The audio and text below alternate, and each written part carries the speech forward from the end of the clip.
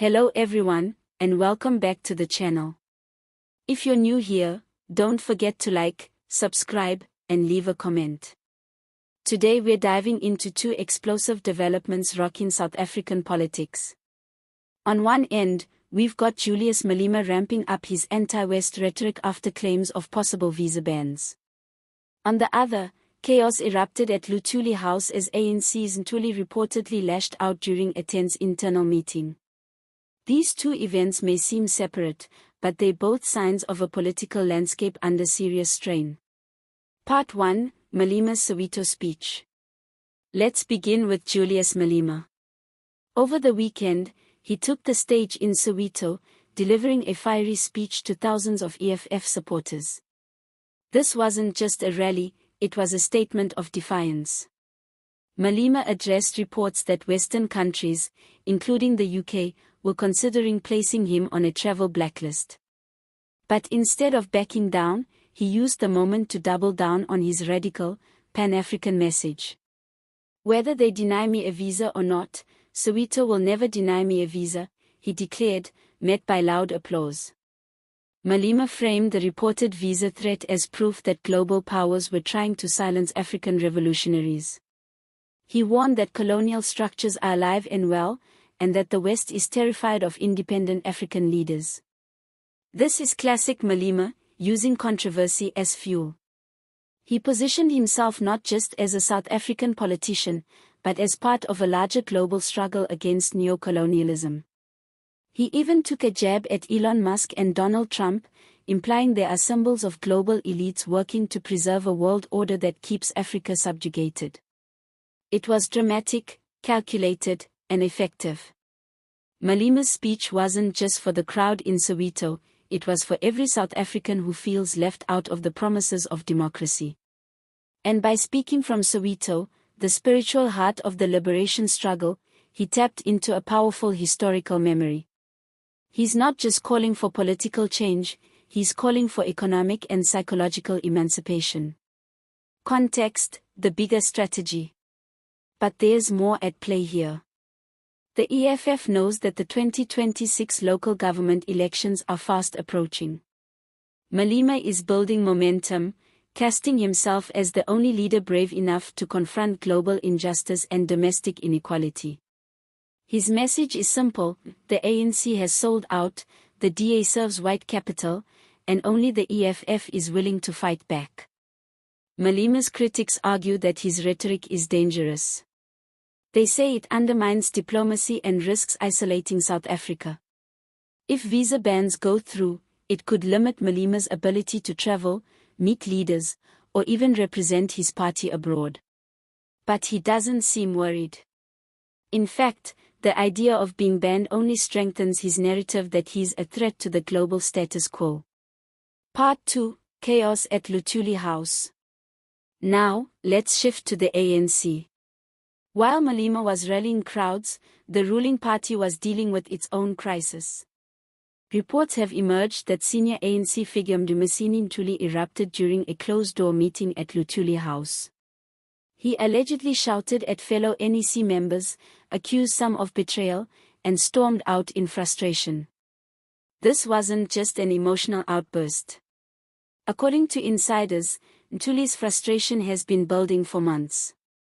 He believes that factionalism and internal sabotage are weakening the ANC at a time when unity is critical.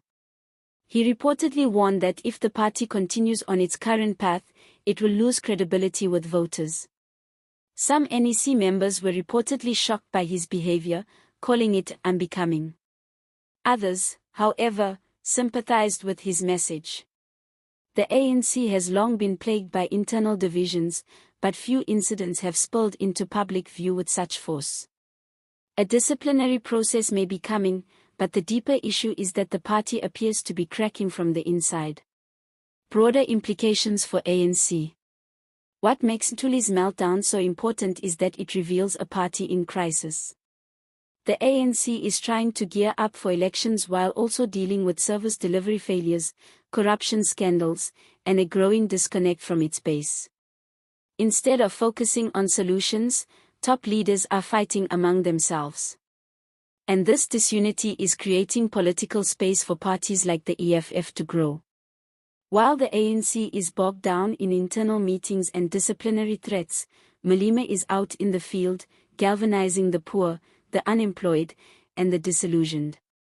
Ntuli's anger isn't unique. There are murmurs across provinces of dissatisfaction with the current leadership. Veteran members say the party has lost its ideological clarity. Younger members feel excluded. And communities feel abandoned. Ntuli just happened to say out loud what many are thinking, that the ANC is losing its soul. Comparing the two events. So what do we make of these two stories? On one side, we have Julius Malema channeling revolutionary energy, portraying himself as a victim of global injustice and a voice for the marginalized. On the other side, we have the ANC, fractured and infighting, unsure of how to respond to its own decline. Malema's boldness appeals to those who feel failed by 30 years of democracy. The ANC's internal chaos, by contrast, suggests a party no longer in command of its destiny. These optics matter, especially to young voters who didn't live through apartheid but are living through high unemployment, poor education, and a collapsing healthcare system. What happens next? Looking ahead, the ANC has two options: reform or continue to fracture. Ntuli's outburst could be a wake-up call, or it could be swept under the rug. If the party fails to unify and re-establish trust, it may lose its electoral dominance sooner than expected. As for Malema, if the visa ban rumors are true and he is officially barred from the UK or other Western nations, expect him to use that as political ammunition.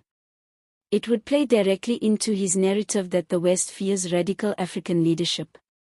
And if that message continues to resonate, especially in struggling townships, the EFF could dramatically increase its share of the vote. Conclusion. South African politics is entering a new phase, one defined by frustration, bold rhetoric, and the slow unraveling of old loyalties. Julius Malema is setting the stage for an EFF surge, fueled by anti-Western sentiment and revolutionary energy. Meanwhile, the ANC is consumed by its own internal wars, unsure how to navigate a shifting political terrain. As voters, we must pay close attention. The choices made over the next 2 years will shape not just party politics, but the very soul of the nation. Thanks for watching. Let us know your thoughts in the comments. What do you think about Malema's fiery speech? Is the ANC losing control? And what does this all mean for 2026? Don't forget to like, share, and subscribe. Until next time.